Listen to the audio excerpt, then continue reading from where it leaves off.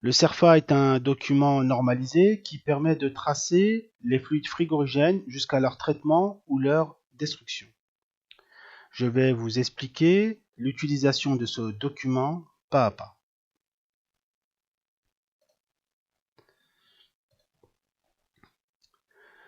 Donc tout d'abord, il faut numéroter la fiche d'intervention.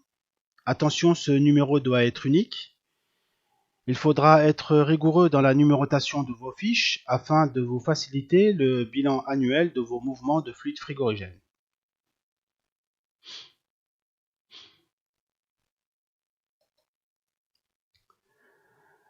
La case 1 servira à renseigner le nom de votre société, son adresse et son numéro de siret.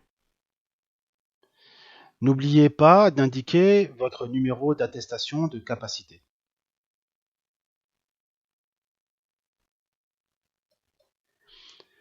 Dans la case 2, vous renseignerez le nom du détenteur de l'installation, c'est-à-dire votre client, son adresse et son numéro de siret.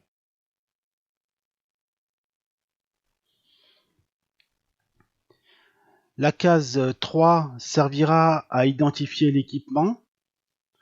De façon générale, il faut reprendre les informations de la plaque signalétique, c'est-à-dire la référence du constructeur, le repérage donné à l'équipement, la nature du fluide frigorigène, dans notre cas c'est du R404A, la charge totale de l'équipement, et pour les équipements contenant des HFC, il faudra indiquer le tonnage équivalent en CO2.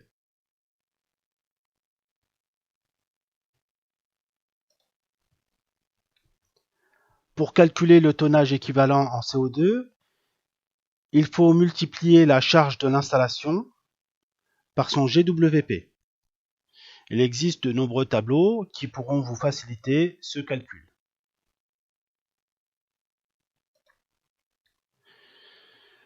Dans la case 4, indiquez les motifs de l'intervention. Par exemple, la mise en service va correspondre à la première mise en route de l'installation. La modification de l'équipement correspond à un changement de fluide frigorigène, par exemple le rétrofit. La case maintenance correspond à des opérations d'entretien courant, par exemple le remplacement d'un filtre déshydrateur, mais plus généralement, cela correspond à toute opération entraînant l'ouverture du circuit. Ensuite, nous avons le contrôle d'étanchéité périodique, qui correspond au contrôle que vous devez réaliser régulièrement. Sa fréquence dépend de la charge en fluide frigorigène, mais aussi de la présence ou non d'un système de détection de fuite. Le contrôle d'étanchéité non périodique correspond à un contrôle d'étanchéité suite à une réparation. Enfin, vous avez la case démantèlement qui correspond à l'arrêt définitif d'une installation. Cela implique le retrait de sa charge en fluide frigorigène. Vous avez la possibilité de cocher plusieurs cases pour une même intervention. Enfin, vous pouvez préciser des observations sur le déroulement de l'intervention.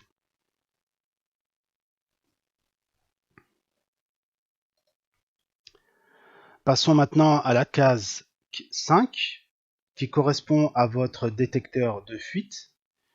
Il faudra préciser le numéro d'identification, mais également la date du dernier contrôle. Pour la case 6, cochez oui ou non si un système de détection de fuite est présent sur votre installation.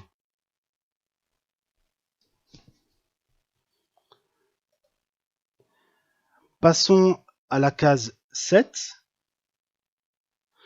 Pour une installation chargée avec du fluide frigorigène de type HCFC, cochez la case correspondante à la quantité de fluide frigorigène.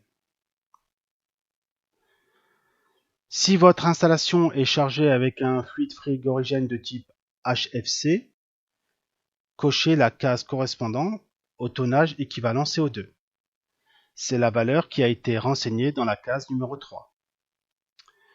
Il faudra terminer en précisant la fréquence d'étanchéité, de contrôle d'étanchéité, dans la même colonne que la case numéro 7. Dans la case 10, cochez oui ou non selon le résultat du test d'étanchéité. Si vous avez identifié des fuites, précisez leur localisation et si la réparation a été réalisée ou reste à faire.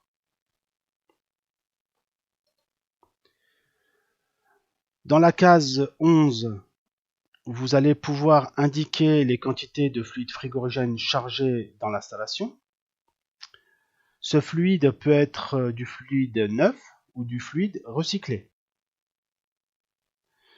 Si vous avez récupéré du fluide, il faudra préciser sa destination finale, c'est-à-dire soit vers sa destruction ou soit vers son recyclage pour une réintroduction.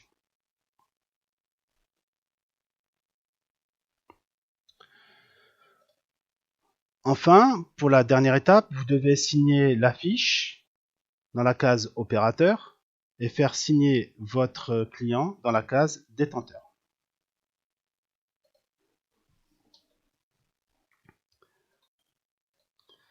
Donc cette fiche d'intervention peut être complétée de façon manuelle, mais aussi avec une application. Au lycée Raspail, nous utilisons C-Fluid. Je vous propose de voir une vidéo qui décrit le fonctionnement de cette application.